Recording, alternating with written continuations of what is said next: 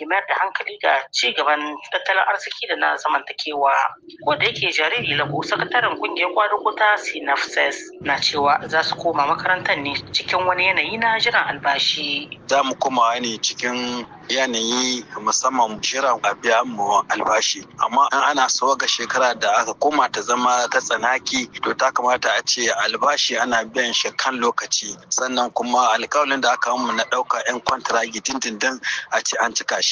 Ko da yake Abdulrahman Kulbali na kawancin kungiyoyin Dynamic cewa yake koma makarantar ta zo ma malamai a birkice. Lakwal in za a koma ta sai komi da komi ya kammala, komi da komi ya hau daidai, malaman makaranta suna cikin yalwanta da nishadi na rayuwa. A ce malaman makaranta sun koma aji, sun koma wurin aiki, ana murna. To sai kashi wannan karan ta zo mu a gurgunce. An yi bikin komawa makarantar ta bana a hukumance a Walam da ke yankin Talabiri.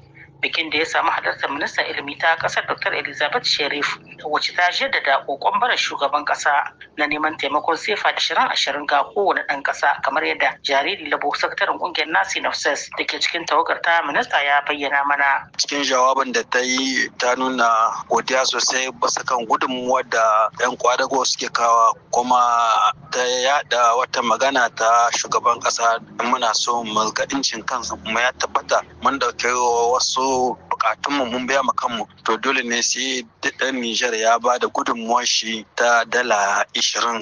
Ta haka ne a cikin makarantun kasar aka umarci malamai su rubuta wannan bukata ta 2020 da babban baki ga allo, umarnin da Madan Lawali Hassana, shugabar makarantar Fudiriyar Yan da ke Yamai, ta ce sun aiwatar da shi. Tana cewa din na sanya kowace madan na ce ta rubuta a tablanta, kenan duk wanda ya zo dai ya gani ga yanan wurin sako ne kenan daga gwamnati, kenan kuma gashi nan wurin na sanya a rubuta. Muna cewa mu yi irin ne wanda uwayen yara mu musu explique abin yanda yake, tunda wani yaro in je ga ma uwaye ba su gane, ba su fahimta abin da ake nihi.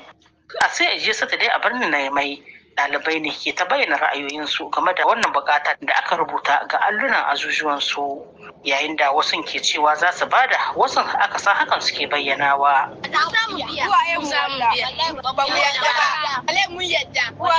Kudin kare kuma su ba mu san furan. Wallahi ba mu yarda da shi. Ni tana gubu gubu. Wani sanan da shan wahala ne mu na kukuti. To wasu kuma ko san furan ne ake ba su. To an ba su san furan, a ba su san wani su ko dala goma, su ko dala. Wasu ba ba su kuɗi sai dai su koma gida da creation su ci su dawo. Wasu busa babu ma tuwon da za su koma gida su ci balanta. Sai dai a cikin wata sanarwar manema labarai da wasu kungiyoyin kwadugo na ilimi suka fitar jiya, sun bayyana takaicinsu da tsananin fusata na halin da ake ciki, lamarin da suka ce zai iya haifar da taɓarɓarewar yanayin rayuwa da aiki, mummunan illa ga kwarin gwiwar malaman makaranta da kuma mummunar rashin gamsuwa ta fara karatun na bana.